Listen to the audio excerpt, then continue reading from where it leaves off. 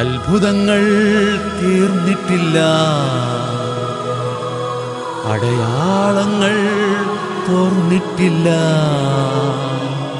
കാലത്തിൽ ഈ ലോകത്തിൽ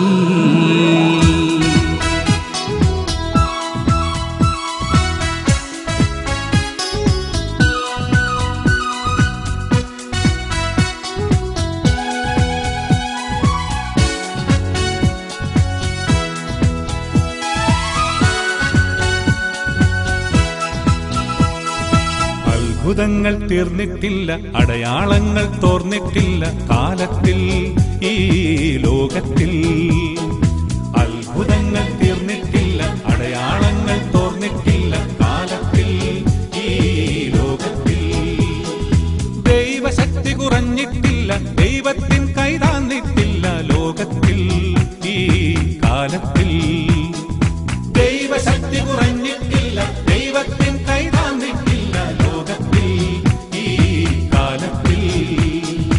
അത്ഭുതങ്ങൾ തീർന്നിട്ടില്ല, അടയാളങ്ങൾ തോർന്നിട്ടില്ല. കാലത്തിൽ ഈ ലോകത്തിൽ പെരുമഴ പോൽ പെയ്യുന്നു അത്ഭുതവും വിടുതലും ഈ ജനതയിൽ. പെരുമഴ പോൽ പെയ്യുന്നു അത്ഭുതവും വിടുതലും ഈ ജനതയിൽ.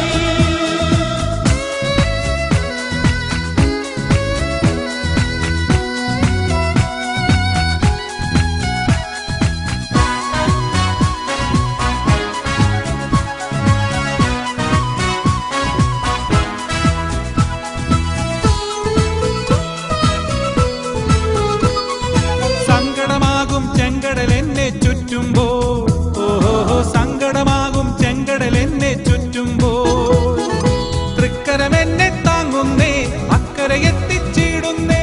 തൃക്കരം എന്നെ താങ്ങുന്നേ അക്കരെ എത്തിച്ചിടുന്നേ. തൃക്കരം എന്നെ താങ്ങുന്നേ അക്കരെ എത്തിച്ചിടുന്നേ. തൃക്കരം എന്നെ താങ്ങുന്നേ അക്കരെ എത്തിച്ചിടുന്നേ.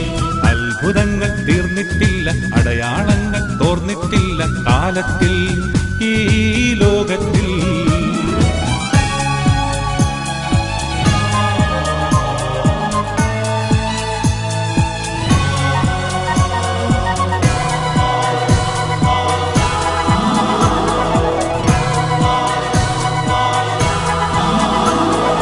നീ കിടക്കും കണ്ണീർ കുഴിയിൽ ദൈവമിറങ്ങി വരുന്നു. നിന്റെ രോഗശയ്യയിലേക്ക് യേശു നടന്നു വരുന്നു.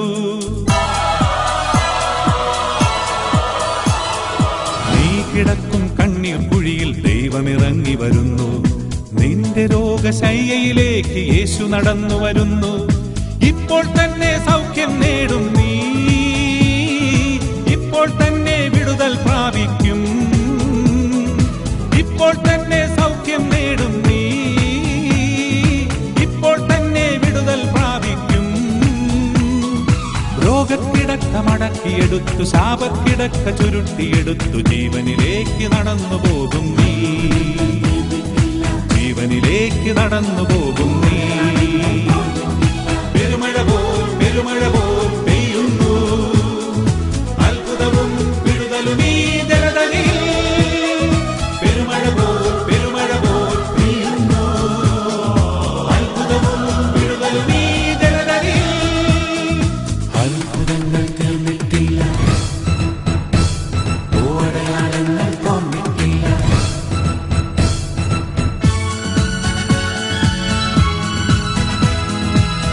അന്ധന്മാർ കാണുന്നു, ചെകിടന്മാർ കേൾക്കുന്നു. ഇന്നേ വരെയും ലോകത്തിൽ കേട്ടു കേൾവിയില്ലാത്ത അതിശയവും ബലവും കാണുന്നു. ഇന്നേ വരെയും ലോകത്തിൽ കേട്ടു കേൾവിയില്ലാത്ത അതിശയവും ബലവും കാണുന്നു. അത്ഭുതങ്ങൾ തീർന്നിട്ടില്ല, അടയാളങ്ങൾ തോർന്നിട്ടില്ല. കാലത്തിൽ ഈ ലോകത്തിൽ അത്ഭുതങ്ങൾ തീർന്നിട്ടില്ല, അടയാളങ്ങൾ തോർന്നിട്ടില്ല. കാലത്തിൽ ഈ ലോകത്തിൽ ദൈവശക്തി കുറഞ്ഞിട്ടില്ല, ദൈവത്തിൻ കൈതാന്നിട്ടില്ല. ലോകത്തിൽ ഈ കാലത്തിൽ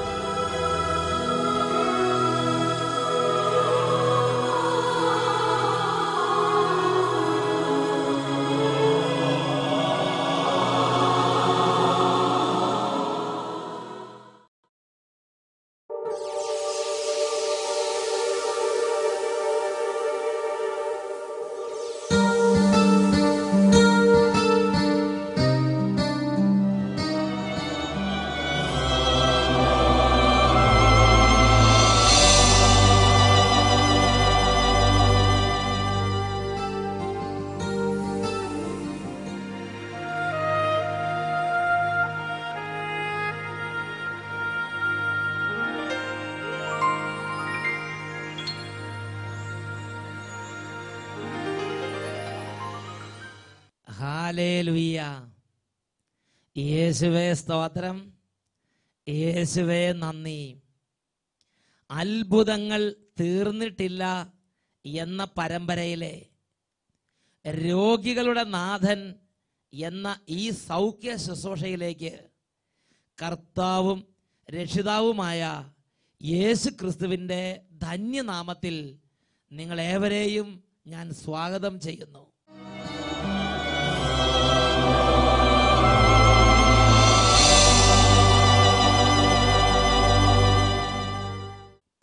പ്രൈസ് ദി ലോർഡ്. വിശുദ്ധ ലിഖിതത്തിൽ രോഗികളോട് വളരെ മനസ്സലിവും സ്നേഹവുമുള്ള കർത്താവായിട്ടാണ് യേശുവിനെ ബൈബിൾ പരിചയപ്പെടുത്തുന്നത്. ഒരു ഉദാഹരണം വിശുദ്ധ മത്തായി ശ്ലീഹായുടെ സുവിശേഷത്തിൽ 8-ാം അധ്യായത്തിൽ 5 മുതലുള്ള തിരുലിഖിതങ്ങളിലുണ്ട്. യേശു കഫർനാമിൽ പ്രവേശിച്ചപ്പോൾ ഒരു ശതാധിപൻ അവനെ സമീപിച്ച് കേണപേക്ഷിച്ചു, കർത്താവേ, എൻ്റെ ഭൃത്യൻ തളർവാദം പിടിപെട്ട് കഠിനമായ വേദന സഹിച്ച് വീട്ടിൽ കിടക്കുന്നു. യേശു പറഞ്ഞു, ഞാൻ വന്ന് അവനെ സുഖപ്പെടുത്താം. സഹോദരങ്ങളെ, രോഗിയെ യേശുവിൻ്റെ അടുത്തേക്ക് കൊണ്ടുവന്നിട്ടില്ല. എൻ്റെ ഒരു ഭൃത്യൻ വീട്ടിൽ രോഗിയായി കിടക്കുന്നു എന്ന് യേശുവിനെ അറിയിച്ചതേ ഉള്ളൂ. രോഗികളോട് മനസ്സലിവുള്ള യേശു പറയുകയാണ്, ഞാൻ വന്ന് അവനെ സുഖപ്പെടുത്താം. അത്രമാത്രം രോഗികളോട് മനസ്സലിവുണ്ടായിരുന്ന കർത്താവാണ് ബൈബിളിലെ യേശു. വിശുദ്ധ ലൂക്കായുടെ സുവിശേഷത്തിൽ 5-ാം അധ്യായത്തിൽ 17-ാം തിരുലിഖിതം, രോഗികളെ സുഖപ്പെടുത്താനുള്ള ശക്തി അവനിൽ ഉണ്ടായിരുന്നു. വീണ്ടും വിശുദ്ധ ലൂക്കായുടെ സുവിശേഷത്തിൽ 6-ാം അധ്യായത്തിൽ 19-ാം തിരുലിഖിതം, എന്തെന്നാൽ അവനിൽ നിന്ന് ശക്തി പുറപ്പെട്ട് എല്ലാവരെയും സുഖപ്പെടുത്തിക്കൊണ്ടിരുന്നു. യേശുവിൻ്റെ ശുശ്രൂഷ ജീവിതകാലത്ത് 2000 വർഷങ്ങൾക്ക് മുമ്പ് പലസ്തീനായിൽ അവൻ മനുഷ്യനായി അവതരിച്ച് നടന്നപ്പോൾ അനേകം രോഗികളെ സുഖപ്പെടുത്തിയതായി ബൈബിളിൽ നമുക്ക് കാണാൻ കഴിയും. വിശുദ്ധ മത്തായിയുടെ സുവിശേഷത്തിൽ 8-ാം അധ്യായത്തിൽ 16-ാം തിരുലിഖിതം, അന്ന് സായാഹ്നമായപ്പോൾ പിശാച് ബാധിതരും രോഗികളുമായ അനേകം പേരെ അവർ അവൻ്റെ അടുക്കൽ കൊണ്ടുവന്നു. അവൻ വചനമയച്ച് പിശാചുകളെ പുറത്താക്കുകയും എല്ലാ രോഗികളെയും സുഖപ്പെടുത്തുകയും ചെയ്തു. യേശു എല്ലാ രോഗികളെയും സുഖപ്പെടുത്തി എന്ന് തിരുലിഖിതത്തിൽ പറയുകയാണ്. എല്ലാ രോഗികളോടും മനസ്സിലുള്ളവനാണ് കർത്താവ്. ക്യാൻസർ രോഗമുള്ളവരാകട്ടെ, തളർവാദം പിടിപെട്ടവരാകട്ടെ, കുഷ്ഠരോഗം പിടിപെട്ടവരാകട്ടെ, മരണകരമായ വിധത്തിൽ ബ്രെയിൻ തകർന്നവരാകട്ടെ, അസ്ഥി തേയ്മാനം ഉള്ളവരാകട്ടെ, മഞ്ഞപ്പിത്തം ബാധിച്ചവരാകട്ടെ, ചികിത്സയില്ലാത്ത രോഗങ്ങളുള്ളവരാകട്ടെ, പകർച്ചവ്യാധി പിടിപെട്ടവരാകട്ടെ, എല്ലാ രോഗികളോടും മനസ്സലിവുള്ളവനാണ് ബൈബിളിലെ കർത്താവായ യേശു. ഒരുപക്ഷെ ഈ ആയുസ് മുഴുവൻ കഷ്ടപ്പെട്ട് തകർന്ന് അധ്വാനിച്ച് ക്ഷീണിച്ച് രോഗം പിടിച്ചൊരു ശരീരവുമായി ഇന്ന് ആരുമില്ലാതെ വേദനിക്കുന്ന അവസ്ഥയാകാം. വിശുദ്ധ മത്തായിയുടെ സുവിശേഷത്തിൽ 11-ാം അധ്യായത്തിൽ 28-ാം തിരുലിഖിതം, അധ്വാനിക്കുന്നവരും ഭാരം വഹിക്കുന്നവരുമായ നിങ്ങളെല്ലാവരും എൻ്റെ അരികിൽ വരുവിൻ, ഞാൻ നിങ്ങളെ ആശ്വസിപ്പിക്കാം. ആശ്വസിപ്പിക്കുന്ന കരമാണ് യേശുവിൻ്റെ കരം. സുഖപ്പെടുത്തുന്ന കരമാണ് യേശുവിൻ്റെ കരം. ഈ മണിക്കൂറിൽ ഇതാ സുഖപ്പെടുത്തുന്ന, ആശ്വസിപ്പിക്കുന്ന യേശുവിൻ്റെ അത്ഭുത കരം എൻ്റെയും നിങ്ങളുടെയും ജീവിതത്തിലേക്ക് ഇടപെടാൻ പോവുകയാണ്. മകനെ, മകളെ, ഹൃദയം കൊണ്ട് യേശുവിനെ വിളിക്കുക, ഹൃദയം കൊണ്ട് പ്രാർത്ഥിക്കുക. ഈ സമയം ഈ ഒരു അത്ഭുതം കാണാൻ തക്കവണ്ണം പരിശുദ്ധാത്മാവേ സഹായിക്കണമേ. യേശുവിന്റെ നാമത്തിൽ അത്ഭുതങ്ങളും അടയാളങ്ങളും സകലരുടെ മേലും ദാനമായി വർഷിക്കപ്പെടാൻ ഹൃദയം നുറുങ്ങി നമുക്ക് പ്രാർത്ഥിക്കാം. എല്ലാവരും കണ്ണുകൾ അടച്ച് കരങ്ങൾ തുറന്ന് എളിമയോടെ ആത്മാവിന്റെ ഇടപെടലിന് വേണ്ടി പ്രാർത്ഥിക്കുന്നു. അത്ഭുതങ്ങളും രോഗശാന്തിയും യേശുവിൻ തിരുനാമത്തിൽ, അത്ഭുതങ്ങളും രോഗശാന്തിയും രോഗശാന്തിയും യേശുവിൻ തിരുനാമത്തിൽ സാധ്യമായെന്നും ഈ സമൂഹത്തിൽ ദൈവരാജ്യം വളർന്നിടാ. സാധ്യമായെന്നും ഈ സമൂഹത്തിൽ ദൈവരാജ്യം വളർന്നിടാ. സ്ലീഹന്മാരിൽ നിറഞ്ഞു പോ പരിശുദ്ധാത്മാവേ ശക്തിയേകി നയിക്കണേ.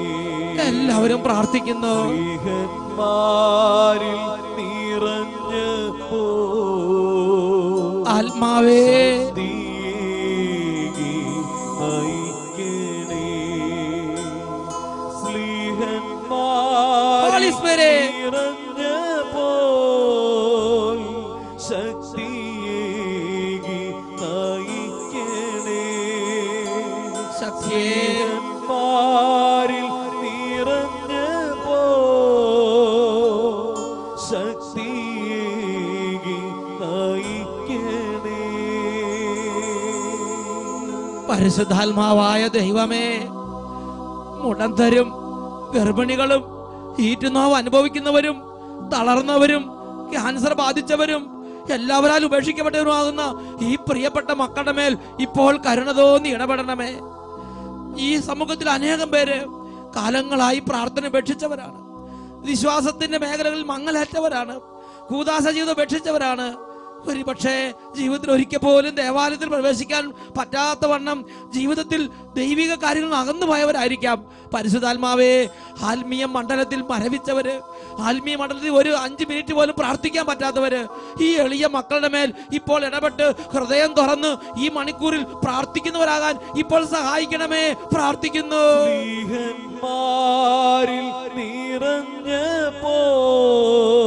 ഹോളി സ്പിരിറ്റ് ശക്തിയേകി നയിക്കണേ. സഹായിക്കണേ. സ്ലീഹന്മാരിൽ നിറഞ്ഞപ്പോൾ ശക്തിയേകി നയിക്കണേ. പരിശുദ്ധാത്മാവായ ദൈവമേ, ബാലികാ ബാലന്മാരെ കരുണയോടെ സ്പർശിക്കണമേ. കൈക്കുഞ്ഞുങ്ങളെ അവിടുന്ന് തൊടണമേ. ഈ സമൂഹത്തിൽ രോഗത്തിന്റെ കഠിനമായ പീഡ അനുഭവിച്ച് ഹൃദയത്തിൽ ദുഃഖം, ഭാരം, നിരാശ, പ്രാർത്ഥിക്കാൻ പോലും പറ്റാത്ത വിധം അടഞ്ഞുപോയ മനസ്സ്, അന്ധകാരാവൃതമായ സാഹചര്യങ്ങൾ, പ്രത്യാശ നഷ്ടപ്പെട്ട അവസ്ഥ, ഇങ്ങനെ കല്ലിച്ചു പോയ ഹൃദയങ്ങള്, ഓരോ തരത്തിൽ വേദന അനുഭവിക്കുന്ന ഈ എളിയ മക്കളുടെ മേൽ ഇപ്പോൾ അവിടുന്ന് സ്പർശിച്ച് അത്ഭുതങ്ങളെ വിരിയിക്കണമേ. സ്ലീഹന്മാരിൽ നിറഞ്ഞപ്പോൾ ശക്തിയേകി നയിക്കണേ. പ്രാർത്ഥിക്കുന്നു. സ്ലീഹന്മാരിൽ നിറഞ്ഞപ്പോൾ ശക്തിയേകി നയിക്കണേ.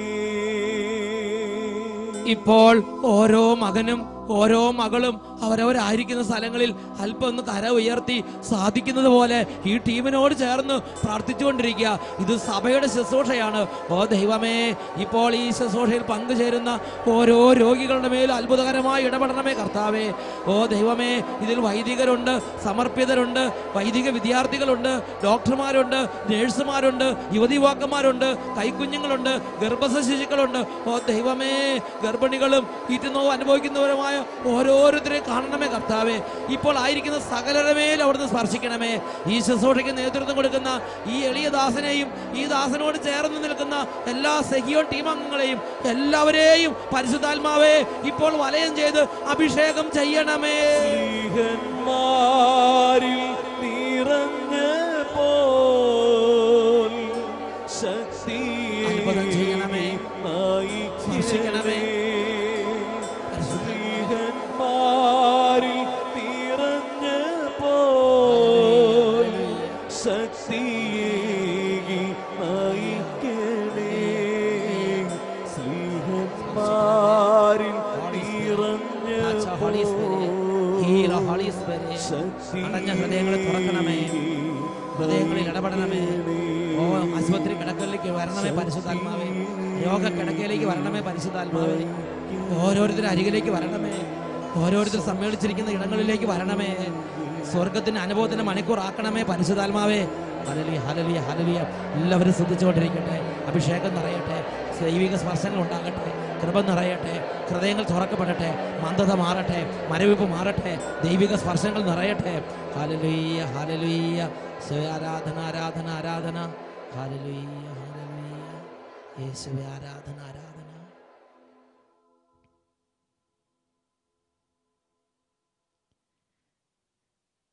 ഹല്ലേലൂയ. പ്രിയപ്പെട്ട ദൈവമക്കളെ, കർത്താവായ യേശു തൻ്റെ പ്രബോധന കാലഘട്ടങ്ങളിൽ രോഗികളായ ഓരോരുത്തരോടും വളരെ സ്നേഹത്തോടെ ഇടപെട്ടു. സ്നാപക യോഹന്നാന് യേശുവിനെ കണ്ടപ്പോൾ ഇവനാണോ വരാനിരിക്കുന്നവൻ എന്ന് സംശയമുണ്ടായി. ഉടനെ തൻ്റെ ശിഷ്യന്മാരെ 2 പേരെ സ്നാപക യോഹന്നാൻ യേശുവിൻ്റെ അരികിലേക്ക് അയച്ചു. വിശുദ്ധ ലൂക്കായുടെ സുവിശേഷത്തിൽ 7-ാമത്തെ അധ്യായത്തിൽ 20 മുതൽ 24 വരെയുള്ള വാക്യങ്ങളിലാണ് നാം ഇത് കാണുന്നത്. ആ 2 ശിഷ്യന്മാർ യേശുവിൻ്റെ അടുക്കൽ വന്നു. അവർ യേശുവിനോട് പറഞ്ഞു, വരാനിരിക്കുന്നവൻ നീ തന്നെയോ അതോ ഞങ്ങൾ മറ്റൊരുവനെ കാത്തിരിക്കണമോ എന്ന് അന്വേഷിക്കാൻ യോഹന്നാൻ ഞങ്ങളെ നിന്റെ അടുക്കലേക്ക് അയച്ചിരിക്കുന്നു എന്ന് അവർ യേശുവിനോട് പറഞ്ഞു. വിശുദ്ധ ലൂക്കായുടെ സുവിശേഷത്തിൽ 7-ാം അധ്യായത്തിൽ 22-ാം തിരുലിഖിതത്തിൽ യേശു അവരോട് പറഞ്ഞു, നിങ്ങൾ കാണുകയും കേൾക്കുകയും ചെയ്തതെല്ലാം ചെന്ന് യോഹന്നാനെ അറിയിക്കുക. ഇതാ കുരുടന്മാർ കാണുന്നു, ഇതാ മുടന്തന്മാർ നടക്കുന്നു, കുഷ്ഠരോഗികൾ സൗഖ്യം പ്രാപിക്കുന്നു, ചെകിടർ കേൾക്കുന്നു, മരിച്ചവർ ഉയർപ്പിക്കപ്പെടുന്നു, ദരിദ്രരോട് ദൈവരാജ്യം പ്രഘോഷിക്കപ്പെടുന്നു. എന്നിൽ ഇടർച്ചയുണ്ടാകാത്തവൻ ഭാഗ്യവാൻ. ഞാനാണ് വരാനിരിക്കുന്ന ദൈവപുത്രൻ, ഞാനായിരുന്നു വരാനിരുന്ന ദൈവപുത്രൻ, ഞാൻ ദൈവപുത്രൻ തന്നെയായ മിശിഹായാകുന്നു എന്നതിൻ്റെ അടയാളമായി യേശു സ്നാപക യോഹന്നാന് കൊടുത്തയക്കുന്ന അടയാളങ്ങൾ എന്താണ്? രോഗികളോട് മനസ്സലിവോടെ പ്രവർത്തിക്കുന്ന യേശുവിൻ്റെ ഇടപെടലുകളെ കുറിച്ചല്ലേ ലൂക്കായുടെ സുവിശേഷം 7:22 മുതൽ വാക്യങ്ങൾ കാണുന്നത്? കുരുടന്മാർ കാണുന്നു, മുടന്തന്മാർ നടക്കുന്നു, കുഷ്ഠരോഗികൾ സൗഖ്യം പ്രാപിക്കുന്നു, ചെകിടർ കേൾക്കുന്നു, മരിച്ചവർ ഉയർപ്പിക്കപ്പെടുന്നു, വലിയ വിടുതലും സൗഖ്യവും വാരി വിതറുന്ന ദൈവപുത്രനായ യേശു ക്രിസ്തു. ഹല്ലേലൂയ. പ്രിയപ്പെട്ട സഹോദരങ്ങളെ, നമ്മുടെ ജീവിതത്തിൽ ഒരുപക്ഷെ മെഡിക്കൽ സയൻസ് നമ്മളെ കൈവിട്ടിരിക്കാം.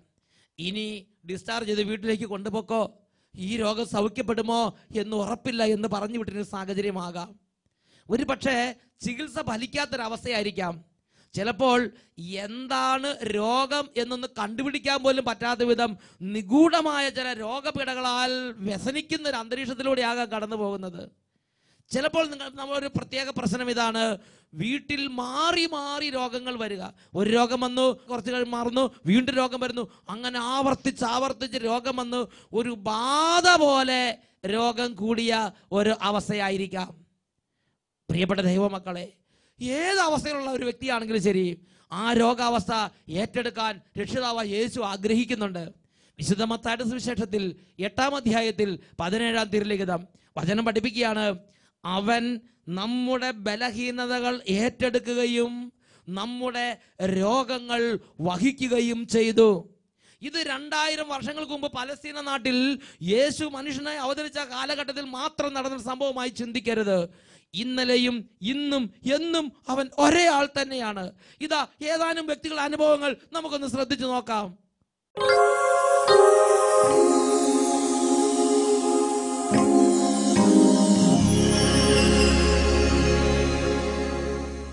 യേശുവെ നന്ദി, യേശുവെ സ്വസ്ത്രം. എൻ്റെ പേര് ജോസഫ്, ഭാര്യ ലൈസമ്മ, മൂത്ത മകൻ ജോബിന്. ഞങ്ങൾ കാസർഗോഡ് ജില്ലയിൽ കണ്ണിവയൽ ഇടവയിൽ നിന്ന് വരികയാണ്. ഏകദേശം ഒരു 5 മാസമായി ഈ ജോബിൻ്റെ കഴുത്തിൻ്റെ 2 സൈഡിലും ഒരു നീര് പോലെ വന്നു. ആദ്യം ഞങ്ങൾ അടുത്തുള്ള ഒരു ചെറിയ ആശുപത്രി കൊണ്ടുപോയപ്പം മുണ്ടുനീരാണെന്നും പറഞ്ഞ് അതിനെന്തോ ഒരാഴ്ചത്തെ ചികിത്സ നടത്തി. അന്നേരം അവന് എന്നും പനി ഉണ്ടായിരുന്നു. അപ്പോൾ ഈ പനിയുടെ ഗുളിക കൊടുക്കുമ്പോൾ മാത്രം പനി കുറയുകയും അവൻ്റെ ക്ഷീണിച്ചിറ കുറയുകയും ചെയ്തിരുന്നു. എന്നിട്ട് ഇതിന് യാതൊരു മാറ്റവും വരാതെ വന്നപ്പോൾ ഞങ്ങൾ പിന്നെ അടുത്തുള്ള പയ്യന്നൂർ പിള്ളേരുടെ ഒരു നല്ല ഡോക്ടറെ കൊണ്ട് കാണിച്ചപ്പം ഡോക്ടർ പറഞ്ഞു ഇതൊന്ന് സർജനെ കാണിക്കണം, സർജനെ കാണിച്ച് ഒന്ന് പരിശോധിക്കേണ്ടതുണ്ടെന്ന് പറഞ്ഞു. അങ്ങനെ ഞങ്ങൾ സർജനെ കാണാനായിട്ട് പോയപ്പോൾ സർജൻ ആദ്യം ഒന്ന് ഇവിടുന്ന് കുത്തിയെടുത്ത് അയച്ചു, ഒരു മുഴയെന്ന് ഇച്ചിരി കുത്തിയെടുത്ത് അയച്ചപ്പം അത് ശരിക്കുള്ള റിപ്പോർട്ടിനായിട്ടില്ല, അതുകൊണ്ട് ബയോപ്സി തന്നെ ചെയ്യണമെന്നും പറഞ്ഞ് റിപ്പോർട്ട് തിരിച്ചു വന്നു. അങ്ങനെ ഞങ്ങൾ പയ്യന്നൂർ സഭയിൽ ആശുപത്രിയിൽ അഡ്മിറ്റായി. അവിടുന്ന് സർജന് അവിടെ വന്ന് ബയോപ്സിക്ക് എടുത്ത് അയച്ചു. 15 ദിവസം കഴിഞ്ഞപ്പോഴാണ് അതിൻ്റെ റിപ്പോർട്ട് കിട്ടുന്നത്. 15 ദിവസം കഴിഞ്ഞ് റിപ്പോർട്ട് കിട്ടുമ്പോൾ അവൻ്റെ 2 സൈഡിലെ മുഴ ക്യാൻസറിൻ്റെ ലക്ഷണമാണ് എന്നാണ് ഡോക്ടർ പറഞ്ഞത്.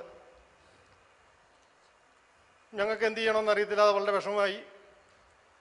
ഏതായാലും ദൈവത്തിൻ്റെ അടുത്ത് തന്നെ പോവുക, അല്ലാതെ എവിടെ പോയാലും ഇത്രയും കാര്യമായ ചികിത്സ കിട്ടിയില്ലല്ലോ എന്ന് ഞങ്ങൾ ഉറച്ച് വിശ്വസിച്ചു. അപ്പോൾ ഞങ്ങളുടെ ഒരു അളിയനുണ്ട് ഇവിടെ കോതമംഗലത്ത് താമസിക്കുന്നത്.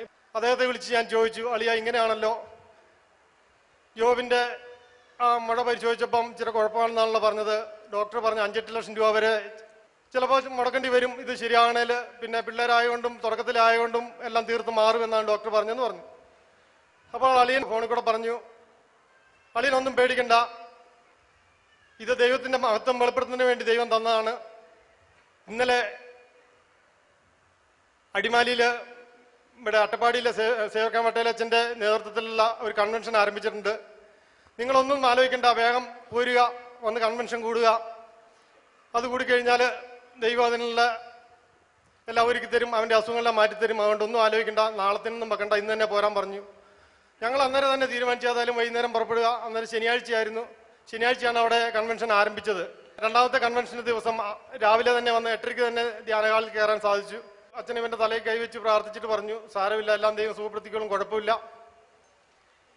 ഈശോയോട് പ്രാർത്ഥിച്ചോളുക എന്നും പറഞ്ഞ് ഞങ്ങളെ കൺവെൻഷൻ വിട്ടു. ഞങ്ങൾ പിറ്റേ ദിവസത്തെ കൺവെൻഷന് രോഗശാന്തി ശുശ്രൂഷ സമയത്ത് സേവക്കാൻ വട്ടേലച്ചൻ ഇങ്ങനെ പറയുന്നു, സ്റ്റേജിൽ നിന്ന് വിളിച്ചു പറയുകയാണ്, കഴുത്തിൻ്റെ 2 സൈഡിലും ക്യാൻസറിൻ്റെ ലക്ഷണമായിട്ട് വന്ന ഒരു മകനെ കർത്താവ് സ്പർശിക്കുന്നു, അവൻ്റെ രോഗാണുക്കളെല്ലാം നിർവീര്യമായി പോകുന്നതായിട്ടാണ് കാണുന്നത് എന്ന് അച്ഛൻ പറഞ്ഞു. ഞങ്ങളത് അന്നേരം ഉറച്ച് വിശ്വസിക്കുകയും, എന്നാന്ന് വെച്ചാൽ ഞങ്ങൾ വീട്ടിൽ നിന്ന് പുറപ്പെട്ട പിന്നെ ഇവന് ഇതുവരെ പനി ഉണ്ടായിട്ടില്ല. മറ്റെങ്കിൽ 2 നേരമെങ്കിലും ഗുളിക കഴിച്ചാലേ പനി എല്ലാ ദിവസവും മാറുണ്ടായിരുന്നുള്ളൂ. ആ രീതിയിൽ പനിയായിരുന്നു, ഭയങ്കര ക്ഷീണവും. അത് കഴിഞ്ഞ് ഞങ്ങൾ ധ്യാനം കഴിഞ്ഞിറങ്ങി തൃശ്ശൂർ അമല ഹോസ്പിറ്റലിൽ പോയി. രണ്ടാമതും ബയോപ്സിക്ക് ഞങ്ങൾ ചെന്ന് കഴിഞ്ഞപ്പം ഈ ആദ്യത്തെ റിപ്പോർട്ടും കൊണ്ടാണ് പോകുന്നത്. അന്നേരം അവർ അഡ്മിറ്റ് ആക്കാനും ചികിത്സിക്കാനുമുള്ള പ്ലാനാണ് ഇട്ടത്. അന്നേരം ഞാൻ പറഞ്ഞു, ഞങ്ങൾ ചികിത്സിക്കാൻ വേണ്ടി വന്നതല്ല, ഞങ്ങളിങ്ങനെ ഒരു ധ്യാനത്തിന് പോയായിരുന്നു. കൺവെൻഷൻ കൂടിയപ്പോൾ അച്ഛൻ ഇങ്ങനെ പറയുകയും ചെയ്തു, അവൻ്റെ രോഗാണുക്കളെല്ലാം നിർവീര്യമായി പോയിരിക്കുന്നു. അച്ഛൻ പറഞ്ഞു, അതൊന്ന് പരിശോധിക്കാൻ വേണ്ടി ഞങ്ങൾ വന്നതാണെന്ന് പറഞ്ഞു. എന്നാൽ പരിശോധിക്കെടുക്കാമെന്നും പറഞ്ഞ് അവിടെ അഡ്മിറ്റാക്കി. അന്ന് ഞങ്ങൾ ശനിയാഴ്ച ആയിരുന്നുകൊണ്ട് ഡോക്ടർക്ക് ഒത്തിരി തിരക്കുമായിരുന്നു. ഞായറാഴ്ച 2 ദിവസം അവിടെ കഴിഞ്ഞ് തിങ്കളാഴ്ചയാണ് ബയോപ്സിക്ക് എടുത്തത്. തിങ്കളാഴ്ച ബയോപ്സിക്ക് എടുത്തിട്ട് അടുത്ത തിങ്കളാഴ്ച വരാനായിട്ടാണ് പറഞ്ഞ് അതിൻ്റെ റിപ്പോർട്ട് കിട്ടാൻ വേണ്ടി. ഞങ്ങൾ പോയി അടുത്ത തിങ്കളാഴ്ച റിപ്പോർട്ടിന് വരുമ്പോൾ ആ റിപ്പോർട്ടിൽ അച്ഛൻ പറഞ്ഞതുപോലെ തന്നെയാണ് ഡോക്ടർ പറഞ്ഞത്. ആ മുഴയെടുത്ത് പരിശോധിച്ചതിൽ മുഴയ്ക്കകത്ത് ചില പഴുപ്പ് മാത്രമേ ഉണ്ടായിരുന്നുള്ളൂ, രോഗത്തിൻ്റെ ഒരു ലക്ഷണവുമില്ല, ക്യാൻസറിൻ്റെതായ ഒരു രോഗാണുക്കളും അവൻ്റെ ശരീരത്തിലില്ല എന്നാണ് ഡോക്ടർ പറഞ്ഞത്. ഹല്ലേലൂയ. 2 റിപ്പോർട്ടും കൊടുക്കുന്നുണ്ട്. ഒന്ന് ക്യാൻസറിൻ്റെ അണുക്കൾ ഉണ്ടെന്ന് പറഞ്ഞ ബയോപ്സിയുടെ റിപ്പോർട്ട്, 2 ഇതാ അമല ഹോസ്പിറ്റലിൽ നിന്ന് ഡോക്ടറിൻ്റെ രോഗാണുക്കളൊന്നും കാണാനില്ലെന്ന് പറഞ്ഞുള്ള റിപ്പോർട്ട് കൊടുക്കുന്നുണ്ട്. Praise the Lord. 2 report medical റിപ്പോർട്ടുമായിട്ടാണ് ഇന്ന് ഈ കുടുംബം ഇവിടെ വന്ന് സാക്ഷ്യപ്പെടുത്തുന്നത്. Price the Lord. കരങ്ങൾ ഉയർത്തിയടിച്ച് നമുക്ക് കർത്താവിനെ മഹത്വപ്പെടുത്താം വലിയ സന്തോഷത്തോടെ. ഹല്ലേലൂയ പാടിടാം യേശുവേ, വിശ്വാസത്തോടെ ഹല്ലേലൂയ പാടിടാം യേശുവെന്നും സ്തുതികൾക്ക് യോഗ്യനവൻ, എല്ലാ മഹത്വവും യേശുവിന്.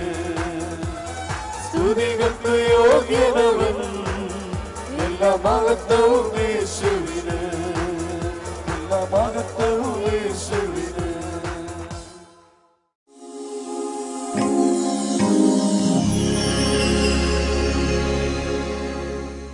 എൻ്റെ പേര് ലൂക്കോസ്, നിരപ്പിൽ കള്ളമലയിൽ നിന്ന് വരുന്നു. ലൂക്കോസ് ഏട്ടൻ കള്ളമലയിൽ നിന്നാണ് ഇന്നിവിടെ എത്തിച്ചേർന്നിരിക്കുന്നത്. എനിക്ക് 1 വർഷം മുമ്പ് മൂത്രത്തിൽ തടസ്സവും ഭയങ്കര വേദനയും മുള്ളുമ്പം രക്തവും വരുമായിരുന്നു. ഉടനെ മൂത്രമൊഴിക്കുമ്പോൾ രക്തം വരുന്ന ഒരു അസുഖം, ഭയങ്കരമായ കഠിനമായ വേദനയും വിഷമവും സഹിച്ച് എളിയ ദാസൻ എന്ത് ചെയ്ത്? ഞാൻ കാരിത്താസ് ആശുപത്രിയിൽ പോയി ഡോക്ടറെ കോട്ടയത്തുള്ള കാരിത്താസ് ഹോസ്പിറ്റലിലേക്ക് ഈ രോഗവുമായി പോയി. ഡോക്ടറെ ചെക്കപ്പ് കഴിഞ്ഞപ്പം പറഞ്ഞു എൻ്റെ മൂത്രസഞ്ചിയിൽ എന്തോ ഒന്ന് വളരുന്നുണ്ടെന്ന് പറഞ്ഞു. ഉടനെ തന്നെ ഓപ്പറേഷൻ ചെയ്യണമെന്ന് പറഞ്ഞാൽ അന്ന് തന്നെ ഓപ്പറേഷൻ ചെയ്തു. ഓപ്പറേഷൻ ചെയ്ത് കഴിഞ്ഞ് 8 ദിവസം കഴിഞ്ഞു. അന്നേക്കന്ന് ഓപ്പറേഷൻ കഴിഞ്ഞ് അത്രയും ക്രിട്ടിക്കൽ സ്റ്റേജ് ആയിരുന്നു. ഒന്നേക്കന്ന് ഓപ്പറേഷൻ കഴിഞ്ഞ് 8ാം ദിവസം റിസൾട്ട് കിട്ടി. അപ്പം ഡോക്ടർ പറഞ്ഞു എൻ്റെ മൂത്രസഞ്ചിയിൽ ക്യാൻസർ ആണെന്ന് പറഞ്ഞു. ദൈവമേ. അപ്പം ഞാൻ ഡോക്ടറോട് പറഞ്ഞു ഇനി ചികിത്സ ചെയ്തിട്ട് എന്തെങ്കിലും പ്രയോജനം ഉണ്ടാവുമെന്ന് ചോദിച്ചു. അപ്പം ഡോക്ടർ പറഞ്ഞു ഞാൻ എന്നെക്കൊണ്ട് പരമാവധി ചെയ്യാവുന്ന ചെയ്യാം, പിന്നെ ദൈവത്തിൻ്റെ കയ്യിലാണ്, നിങ്ങൾ ദൈവത്തോട് പ്രാർത്ഥിക്കാൻ പറഞ്ഞു. ഉടൻ തന്നെ എൻ്റെ ഭാര്യ അന്നേരം തന്നെ ശിവൻ ധ്യാന കേന്ദ്രത്തിൽ വന്ന് 9 വെള്ളിയാഴ്ച ധ്യാനം കൂടി പ്രാർത്ഥിച്ചോളാമെന്നു. ഈ ചേട്ടന്റെ ഭാര്യ വളരെ വിശ്വാസവും ദൈവത്തിൽ മുറുകെ പിടിക്കുന്ന എളിയൊരു മകള്. അപ്പൊ തന്നെ ഈ വാർത്ത അറിഞ്ഞു പറഞ്ഞാൽ കുലുങ്ങിയില്ല. അതിന് പ്രകാരം ഞങ്ങൾ 9 വെള്ളിയാഴ്ച ഇവിടെ വന്ന് 9 വെള്ളിയാഴ്ച തുടരെ ധ്യാനം കൂടുകയും 5 ദിവസം കിടന്നുള്ള ധ്യാനം കൂടി, 5 ദിവസത്തെ താമസമുള്ള ധ്യാനവും കൂടി, 9 വെള്ളിയാഴ്ച ധ്യാനവും കൂടി. എന്നിട്ട് അപ്പോഴത്തെ എൻ്റെ അസ്വസ്ഥതകളൊക്കെ മാറി. എങ്കിലും ഡോക്ടർ പറഞ്ഞതും പ്രകാരം ഞാൻ ഒരു ചെക്കപ്പിന് പോയി. 3 ദിവസത്തെ ചെക്കപ്പ് ഉണ്ടായിരുന്നു. ചെക്കപ്പ് ഒരു ദിവസമല്ല, കണ്ടിന്യൂസ് ആയിട്ട് അടുപ്പിച്ച് 3 ദിവസം അവിടെ കിടത്തി എല്ലാ വിധത്തിലും സംശയം തീരുന്ന വിധം ചെക്കപ്പ് നടത്തി. ചെക്കപ്പ് ചെയ്തപ്പോൾ ഡോക്ടർ പറഞ്ഞു നിങ്ങൾക്ക് ക്യാൻസർ വന്നതിൻ്റെ യാതൊരു ലക്ഷണമോ ഓപ്പറേഷൻ ചെയ്തതിൻ്റെ ഒരു പാട് പോലുമില്ലാതെ എൻ്റെ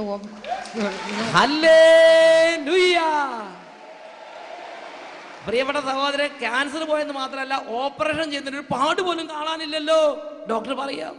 ഇത് വെറുതെ അല്ല ചേട്ടൻ എന്ന് പറയുന്നത്. അവിടെ ചെക്കപ്പ് നടത്തി ആ ചെക്കപ്പിന്റെ മെഡിക്കൽ റിപ്പോർട്ടുമായിട്ടാണ് ഇന്ന് സാക്ഷ്യപ്പെടുത്താൻ വേണ്ടി ചേട്ടൻ ഇന്ന് ഇവിടെ ഈ ആദ്യ വെള്ളിയാഴ്ച ഈ 10,000 ജനങ്ങളുടെ മുമ്പിൽ യേശുവിന്റെ നാമത്തെ ഏറ്റു പറയുന്നത്.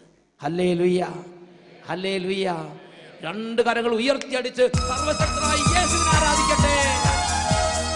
എല്ലാവരും നിന്നെ മറന്നാൽ ഞാൻ നിന്നെ മറന്നിടുമോ? ഓ, എല്ലാവരും നിന്നെ മറന്നാൽ ഞാൻ നിന്നെ മറന്നിടുമോ? എന്റെ കരത്തിൽ നിന്നെ വഹിച്ചു എന്നും നടത്തിയിടും ധരയിൽ. എന്റെ കരത്തിൽ നിന്നെ വഹിച്ചു എന്നും നടത്തിയിടും ധരയിൽ.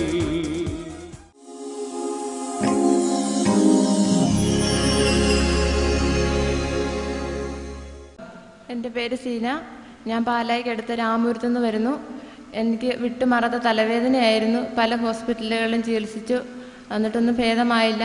അവസാനം വൈക്കത്തിനടുത്തുള്ള ചെമ്മനാഗിരിയിലെ ഇൻഡോ അമേരിക്കൻ ഹോസ്പിറ്റലിൽ ചെന്ന് കഴിഞ്ഞപ്പോൾ അവിടെ സ്കാൻ ചെയ്ത് കഴിഞ്ഞപ്പോൾ പറഞ്ഞു തലയിൽ ഒരു മുഴയാണ്, അത് എത്രയും പെട്ടെന്ന് ഓപ്പറേഷൻ ചെയ്യണം, അല്പം വലുതാണ് എന്നൊക്കെ പറഞ്ഞു. അവിടെയുള്ള ഇൻഡോ അമേരിക്കൻ ഹോസ്പിറ്റലിൽ ചെന്നപ്പോൾ MRI സ്കാനിങ് നടത്തിയിട്ട് പറഞ്ഞു തലയിൽ ഒരു മുഴുത്ത മുഴയുണ്ട്, അത് ഓപ്പറേഷൻ നടത്തി തന്നെ കളയണം എന്ന് നിർദ്ദേശം കൊടുത്തു. എന്നിട്ട് എന്ത് ചെയ്തു? അങ്ങനെ എന്നെ 8 ദിവസം അവിടെ കിടത്തി. അപ്പോൾ എൻ്റെ സുഹൃത്തുക്കൾ ഇവിടേക്ക് വിളിച്ച് പ്രാർത്ഥന സഹായം ആവശ്യപ്പെടുകയും ഒരാദ്യ വെള്ളിയാഴ്ച എന്നെ പ്രാർത്ഥനയ്ക്കായിട്ട് ഇവിടെ എത്തിച്ചേക്കാമെന്ന് അവർ തന്നെ നേരുകയും ചെയ്തു. അങ്ങനെ ഞാൻ 2010 ജനുവരി മാസം 1-ാം തീയതി ആദ്യ വെള്ളിയാഴ്ച ഇവിടെ എത്തുകയും പ്രാർത്ഥനയിൽ സംബന്ധിക്കുകയും ചെയ്തു. തുടർന്ന് ഞാൻ നേർന്നു 3 ആദ്യ വെള്ളിയാഴ്ച ഞാൻ ഇവിടെ വന്ന് അടുപ്പിച്ച് ആദ്യ വെള്ളിയാഴ്ച ധ്യാനം കൂടാമെന്നും സൗഖ്യം കിട്ടുകയാണെങ്കിൽ സാക്ഷ്യപ്പെടുത്താമെന്നും നേർന്നു. അങ്ങനെ 3-ാമത്തെ മാസം ആദ്യ വെള്ളിയാഴ്ച ആയപ്പം ഉച്ചയായപ്പം ഇവിടെ സ്തുതിപ്പിന്റെ സമയത്ത് പറഞ്ഞു തലയിൽ മുഴയുള്ള 2 പേരെ കർത്താവ് സൗഖ്യപ്പെടുത്തുന്നു. തലയിൽ മുഴയുള്ള 2 പേരെ കർത്താവ് സുഖപ്പെടുത്തുന്നുവെന്ന് ഈ സഹോദരി 3-ാമത്തെ ആദ്യ വെള്ളിയാഴ്ച പ്രാർത്ഥിച്ചുകൊണ്ടിരിക്കുന്ന സമയത്ത് സ്തുതിപ്പിന്റെ സമയത്ത് ഇവിടെ അനൗൺസ് ചെയ്തു. അപ്പോഴോ അതെനിക്കായിരിക്കുമെന്ന് ഞാൻ ഉറച്ചു വിശ്വസിച്ച് പ്രാർത്ഥിച്ചു. പിന്നീട് എനിക്ക് 2 മാസത്തേന് ഇങ്ങോട്ട് വരുവാനായിട്ട് സാധിച്ചില്ല.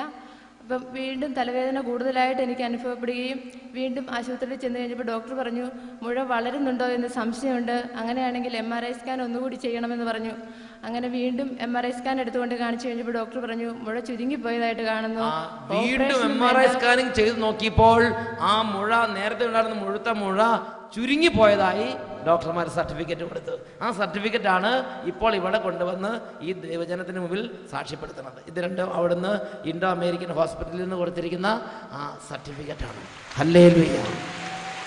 നേരത്തെ MRI സ്കാൻ ചെയ്തപ്പോൾ തലയൊരു മുഴ, അത് ഓപ്പറേഷൻ ചെയ്യാൻ നിവൃത്തിയില്ലെന്ന് പറഞ്ഞ് അതിന് നിർദ്ദേശം കൊടുത്ത് വിട്ടു. ഈ സഹോദരി സുഹൃത്തുക്കളുടെ പ്രേരണ പ്രകാരം 3 ആദ്യ വെള്ളിയാഴ്ച വന്ന് പ്രാർത്ഥിച്ചു. 3-ാമത്തെ ആദ്യ വെള്ളിയാഴ്ച സ്തുതിപ്പിന്റെ സമയത്ത് ഇതാ തലയിൽ മുഴയുള്ള 2 പേരെ കർത്താവ് സുഖപ്പെടുത്തുന്നെന്ന് പറഞ്ഞു. ഈ സഹോദരി അത് വിശ്വാസത്തോടെ സ്വീകരിച്ചു. കരങ്ങൾ ഉയർത്തിയടിച്ച് കർത്താവിനെ മഹത്വപ്പെടുത്തട്ടെ. സൈന്യബലത്താലല്ല കരബലത്താലുമല്ല എൻ്റെ ആത്മാവിനാലാണ് എൻ്റെ ആത്മാവിനാലാണ്.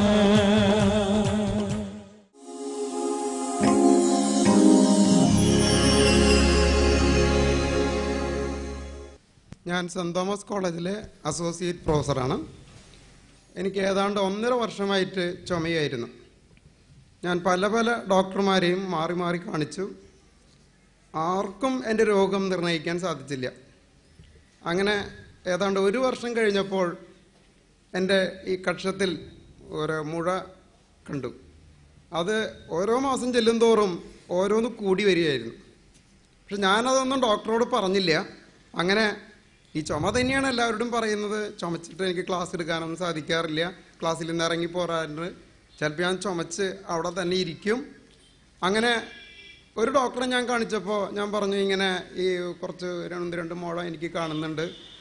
അപ്പോൾ ഉടനടി പറഞ്ഞു എന്തായാലും സാറ് ചെസ്റ്റ് മുഴുവനൊന്ന് ഫുൾ CT സ്കാൻ ചെയ്യ്, അത് കഴിഞ്ഞ് വന്നിട്ട് എന്നെ ഒന്ന് കാണുമെന്ന് പറഞ്ഞു. അപ്പോൾ CT സ്കാൻ ചെയ്തു. അപ്പോൾ എന്നോട് ഡോക്ടറെ കംപ്ലീറ്റ് പറഞ്ഞില്ലെങ്കിൽ ഞാൻ CT സ്കാൻ വായിച്ചപ്പോൾ എന്തോ തകരാറ് എനിക്ക് ലങ്സിന് ബാധിച്ചിട്ടുണ്ടെന്ന് എനിക്ക് മനസ്സിലായി. പിന്നീട് പറഞ്ഞു ഇനി ബയോപ്സി ഒന്ന് ചെയ്തതിന് ശേഷം നമുക്ക് ഇനി ട്രീറ്റ്മെൻറ്റ് തുടങ്ങിയാൽ മതി എന്ന് പറഞ്ഞു. അങ്ങനെ ഞാൻ വെക്കേഷനായിരുന്നു, May 21